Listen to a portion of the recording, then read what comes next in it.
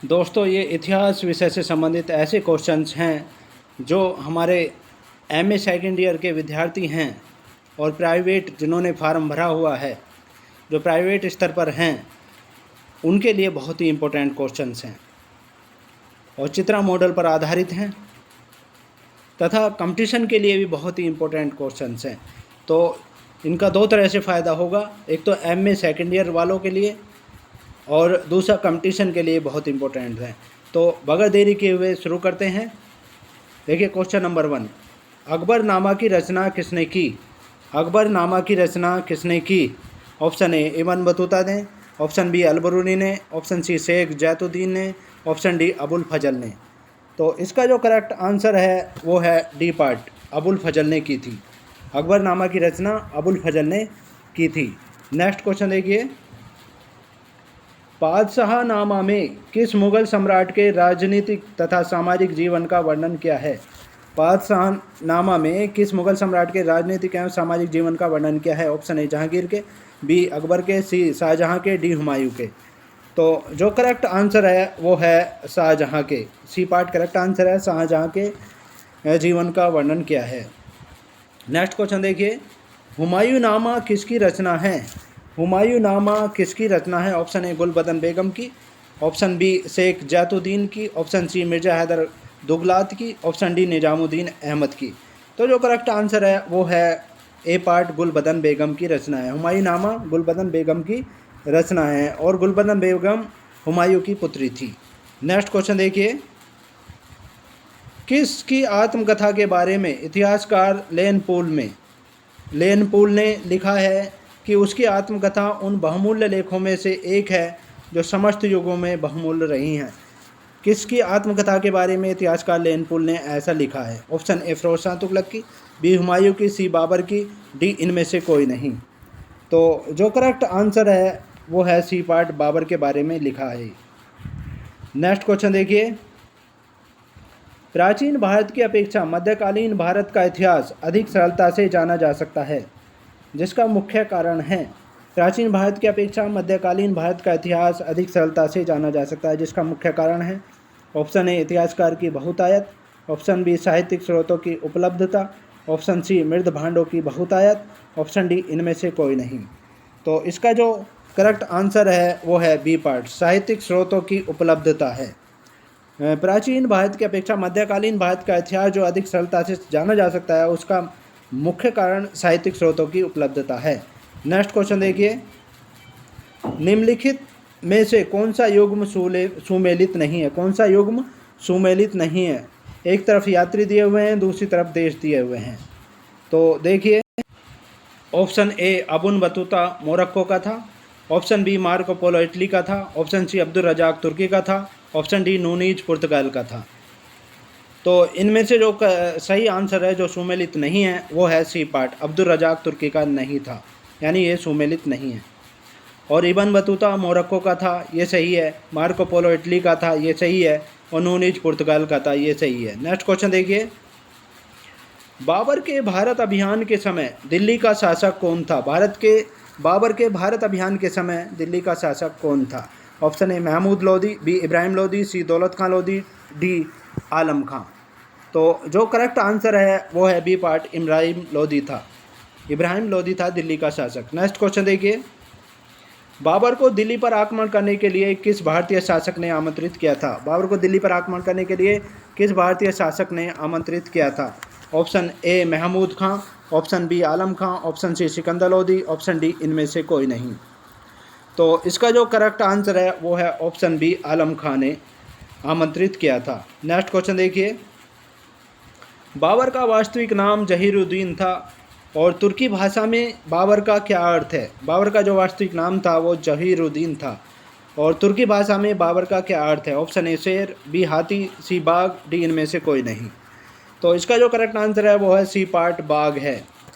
बाबर का तुर्की भाषा में जो अर्थ है वो बाघ है। नेक्स्ट क्वेश्चन देखिए, भारत पर आक्रमण करने से पूर्व बाबर किस राज्य का शासक था? भारत पर आक्रमण करने से पूर्व बाबर किस राज्य का शासक था? ऑप्शन ए बैक्टीरिया का, बी मंगोलिया का, सी फरगाना का, डी ढाका का।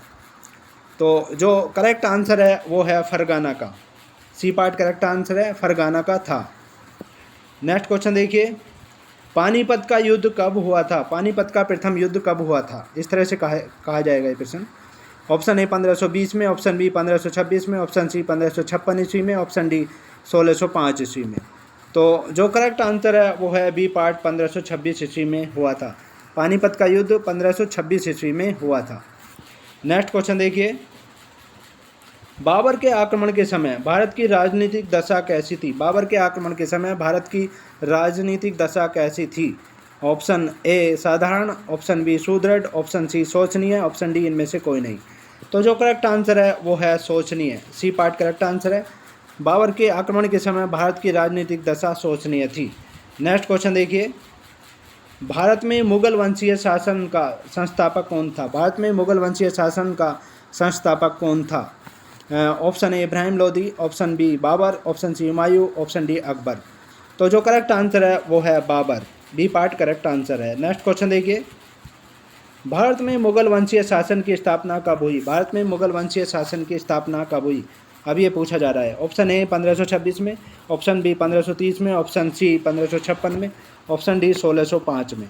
तो जो करेक्ट आंसर है वो है ए ऑप्शन 1526 ईस्वी में हुई थी। बाबर ने की थी इसकी स्थापना। नेक्स्ट क्वेश्चन देखिए, बाबर ने बाबरनामा में किस हिंदू राज्य को सर्वाधिक शक्तिशाली बताया है? बाबर ने बाबरनामा में किस हिंदू राज्य को सर्वाधिक शक्तिशाली बताया है? ऑप्शन ए चित्तौड़ को, बी मेवाड़ को, सी अहमदनगर को, डी विजयनगर को। तो जो करेक्ट आंसर है वो है डी विजयनगर राज्य को सर्वाधिक शक्तिशाली बताया है हिंदू राज्य के रूप में। नेक्स्ट क्वेश्चन देखिए, खानवा के युद्ध में बाबर ने किस भारतीय शासक को परास्त किया था? खानवा के युद्ध में बाबर ने किस भारतीय शासक को परास्त किया था? ऑप्शन ए रतन सिंह को, बी राणा सांगा को, सी मेदिनी राय को, डी राणा प्रताप को। तो जो करेक्ट आंसर है वो राणा सांगा को परास्त किया था खानवा के युद्ध में। नेक्स्ट क्वेश्चन देखिए, खानवा का युद्ध किस वर्ष हुआ था? खानवा का युद्ध किस वर्ष हुआ था? ऑप्शन ए 1526 में, ऑप्शन बी 1527 में, ऑप्शन सी 1556 में, ऑप्शन डी 1587 में।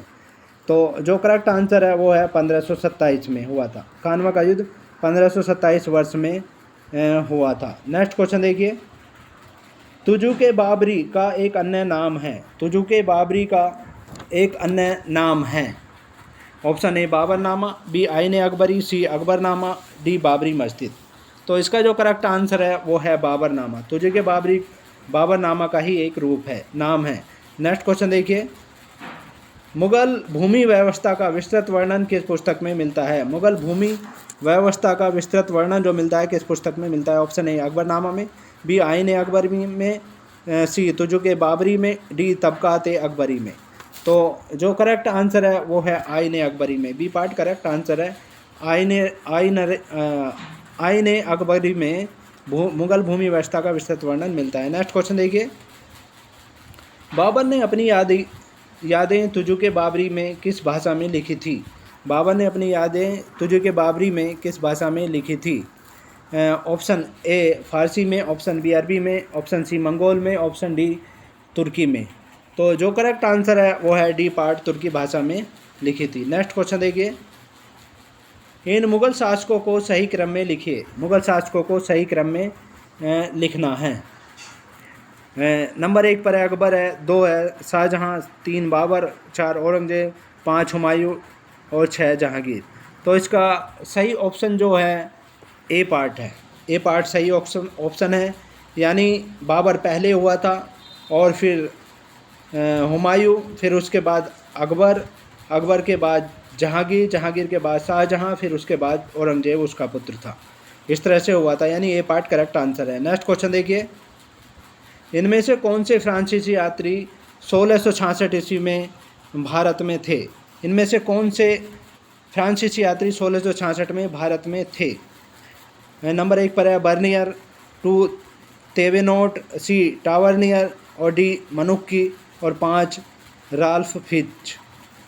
तो इसका जो करेक्ट आंसर होगा वो है ए पार्ट। ए पार्ट करेक्ट आंसर है, यानी 1 2 3, यानी बर्नियर, तेवेनोट और टावर्नियर जो थे ये फ्रांसीसी यात्री 1666 ईस्वी में भारत में थे। नेक्स्ट क्वेश्चन देखिए, इनमें से किसने बाबर को भारत आने के लिए आमंत्रित किया था? इनमें से किसने बाबर को भारत आने के लिए आमंत्रित किया था?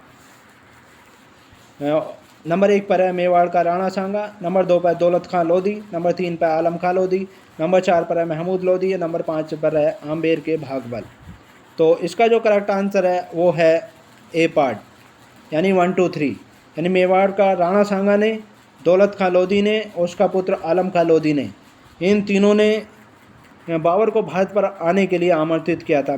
मेवाड़ के राणा सांगा ने भी आमंत्रित किया था और फिर उसी को ही पराजित कर दिया था बाबर ने। नेक्स्ट क्वेश्चन देखिए, बाबर के बारे में इनमें से क्या सही है? बाबर के बारे में इनमें से क्या सही है? नंबर 1 पर है वह मध्य एशिया के फरगान के शासक शेख मिर्जा का पुत्र था। नंबर 2 पर है वह पिता की तरफ से चंगेज खां तथा माँ की तरफ से तैमूर से संबंधित था। नंबर 3 पर है उसने प्रसिद्ध सूफी पुस्तक मसनबी का फारस से तुर्की में अनुवाद किया था। नंबर 4 पर है 1530 में काबुल जाते हुए उसकी मृत्यु हो गई। तो इसका जो करेक्ट आंसर है सी पार्ट करेक्ट आंसर है, यानी वह मध्य एशिया के फरगना के शासक शेख मिर्जा का पुत्र था। और नंबर 3 उसने प्रसिद्ध सूफी पुस्तक मसनबी का फारस में तुर्की में अनुवाद किया था। और नंबर यह है 1530 में काबुल जाते हुए उसकी मृत्यु हो गई थी। नेक्स्ट क्वेश्चन देखिए, शाहजहां का ज्येष्ठ पुत्र दारा शिकोह इनमें से किसका लेखक था? शाहजहां का ज्येष्ठ पुत्र दारा शिकोह इनमें से किसका लेखक था? नंबर 1 पर है सफ़ीनत अल औलिया, नंबर 2 पर है सकीनत अल औलिया, और नंबर 3 पर है हसानत अल अरीफीन, और नंबर 4 पर है मजमा उल बहराइन। तो इसका जो करेक्ट आंसर है वो है डी पार्ट, यानी ये सभी, यानी चारों ही दारा शिकोह ने लिखी थी ये पुस्तकें, चारों ही दारा शिकोह ने पुस्तकें लिखी थी जो शाहजहां का ज्येष्ठ पुत्र था। नेक्स्ट क्वेश्चन देखिए, कौन सा सुमेलित है? कौन सा सुमेलित है? ऑप्शन ए शामिल शेरशाह द्वारा मारवाड़ के मालदेव के नेतृत्व में राजपूत में पराजित हुआ था, राजपूत पराजित हुए थे शामिल में। और बिलग्राम में शेरशाह द्वारा हुमायूं अंतिम रूप से पराजित हुआ था। ऑप्शन सी में है घाघरा, बाबर द्वारा मोहम्मद लोधी के नेतृत्व में अफगान पराजित हुए थे घाघरा में। और खानवा के युद्ध में बाबर द्वारा राणा सांगा के नेतृत्व में राजपूत पराजित हुए थे। और नंबर ई पर है पानीपत में बाबर द्वारा इब्राहिम के नेतृत्व में अफगान हारे थे। और डी है उपरोक्त सभी। तो इसका जो करेक्ट आंसर है वो है ए पार्ट, उपरोक्त सभी सुमेलित हैं। नेक्स्ट क्वेश्चन देखिए, इन पंक्तियों के लेखक कौन थे? पंक्तियाँ क्या हैं देखिए, हिंदुस्तान में आराम के अनेक उपाय नहीं हैं, यहाँ के लोग सुंदर नहीं हैं, इन्हें मित्रवत रहने की कोई लालसा नहीं है, इनमें विद्वता नहीं है, नियोजित दिमाग नहीं है, भाईचारे की भावना नहीं है। ये पंक्तियाँ किस लेखक ने लिखी हैं? ऑप्शन ए औरंगजेब ने, बी जहांगीर ने, सी बाबर ने, सर थॉमस रो ने। तो इसका जो करेक्ट आंसर है वो है बाबर ने, सी पार्ट, बाबर ने ये पंक्तियाँ लिखी थी। वाकई में उस समय जो भारत की स्थिति थी उसको देखते हुए बाबर ने सही लिखा था। नेक्स्ट क्वेश्चन देखिए, बाबर का पैतृक घर कहाँ था? बाबर का पैतृक घर कहाँ था? Option A Samarkand, B Kabul, option C Fergana, option D फारस। तो जो करेक्ट आंसर है वो है सी पार्ट फरगाना, बाबर का पैतृक घर फरगाना था। नेक्स्ट क्वेश्चन देखिए, तुजुके बाबरी को फारसी में किसने अनुवादित किया था? तुजुके बाबरी को फारसी में किसने अनुवादित किया था? ऑप्शन ए अबुल फजल ने, ऑप्शन बी अमीर खुसरो ने, ऑप्शन सी अब्दुल रहीम ने, ऑप्शन डी दौलत खां ने। तो करेक्ट आंसर है वो है सी पार्ट अब्दुल रहीम ने। अब्दुल रहीम ने तुजुके बाबरी को फारसी में अनुवादित किया था। नेक्स्ट क्वेश्चन देखिए, इनमें से कौन एक महान कवि भी था? इनमें से कौन एक महान कवि भी था? Option A Babur, option B Humayun, option C Akbar, option D Jahangir. तो जो करेक्ट आंसर है वो है बाबर, बाबर एक महान कवि भी था। नेक्स्ट क्वेश्चन देखिए, भारत में मुगल साम्राज्य के संस्थापक बाबर के विषय में कौन सा कथन सत्य है? कौन सा कथन सत्य है हमें ये बताना है। ऑप्शन ए 14 फरवरी 1483 में फरगाना में बाबर का जन्म हुआ था। ऑप्शन बी, पिता उमर शेख मिर्जा की मृत्यु होने पर बाबर को 1494 ईस्वी में फरगाना का पैतृक राज्य उत्तराधिकार से प्राप्त हुआ था। ऑप्शन सी, बाबर ने अपना राज्याभिषेक एहसान दौलत बेग के सहयोग से करवाया। ऑप्शन डी, 1504 में बाबर ने काबुल पर आक्रमण किया। ऑप्शन ई, 1519 में बाबर ने भेरा पर अधिकार कर लिया। तो जो करेक्ट आंसर है वो है उपरोक्त सभी। ए पार्ट सही है, उपरोक्त सभी ये पार्ट सही हैं। नेक्स्ट क्वेश्चन देखिए, बाबर के भारत विजय के बारे में कौन सा कथन सत्य है? अब हमें ये बताना है भारत विजय के बारे में। ऑप्शन ए, दौलत खां पंजाब गवर्नर ने अपने पुत्र दिलावर खां और आलम खां को बाबर को भारत पर आक्रमण करने हेतु आमंत्रित करने के लिए भेजा था। ऑप्शन बी, राणा सांगा ने भी बाबर को भारत पर आक्रमण करने हेतु निमंत्रण भेजा था। ऑप्शन सी, दौलत खां पंजाब में अपना स्वतंत्र अस्तित्व बनाए रखना चाहता था। ऑप्शन डी, अबुल फजल के अनुसार उज़्बेकों के खिलाफ सैनिक कार्रवाई करने के लिए भारत बाबर के लिए उपयुक्त स्थान था। तो जो करेक्ट आंसर है वो है ई पार्ट सही है, उपरोक्त सभी कथन सत्य हैं। नेक्स्ट क्वेश्चन देखिए, कौन सा कथन सत्य है? कौन सा कथन सत्य है हमें ये बताना है। पानीपत का प्रथम युद्ध, ऑप्शन ए, पानीपत का प्रथम युद्ध 21 अप्रैल 1526 को हुआ था। ऑप्शन बी, इस युद्ध में बाबर ने पहली बार तुगलमा युद्ध नीति या तोपखाने का प्रयोग किया था। ऑप्शन सी, युद्ध में इब्राहिम लोदी परास्त होने के साथ ही मार दिया गया। और ऑप्शन डी, उपरोक्त सभी। तो इसका करेक्ट आंसर है उपरोक्त सभी, यानी पानीपत का प्रथम युद्ध 21 अप्रैल 1526 को हुआ था और इस युद्ध में बाबर ने इब्राहिम लोदी को परास्त कर दिया था। और इस युद्ध में बाबर ने पहली बार तुगलमा युद्ध नीति और भारी तोपखाने का प्रयोग किया था और युद्ध में इब्राहिम लोदी परास्त होने के साथ ही मार दिया गया था। ये तीनों ही पार्ट सही हैं। नेक्स्ट क्वेश्चन देखिए, निम्नलिखित में से किस कारण से बाबर ने कलंदर की उपाधि धारण की थी? किस कारण से बाबर ने कलंदर की उपाधि धारण की थी? ऑप्शन ए, पानीपत के प्रथम युद्ध में इब्राहिम लोदी की मृत्यु के उपरांत। ऑप्शन बी, भारत में पहली बार बारूद और तोप के प्रयोग करने के कारण। ऑप्शन सी, अपनी उदारता के कारण जब पानीपत की विजय के बाद बाबर ने काबुल वासियों के बीच चांदी के सिक्के बांटे थे। ऑप्शन डी, खानवाद के युद्ध में राणा सांगा को परास्त करने के उपरांत। तो इसका जो करेक्ट आंसर है वो है सी पार्ट करेक्ट आंसर है। अपनी उदारता के कारण जब पानीपत की विजय के बाद बाबर ने काबुल वासियों के बीच चांदी के सिक्के बांटे थे तो उसने कलंदर की उपाधि धारण की थी। नेक्स्ट क्वेश्चन देखिए, तो ये थे जीके संबंधित महत्वपूर्ण क्वेश्चंस। नेक्स्ट पार्ट में आपसे फिर मुलाकात होगी, तब तक के लिए शुक्रिया। Thanks so much.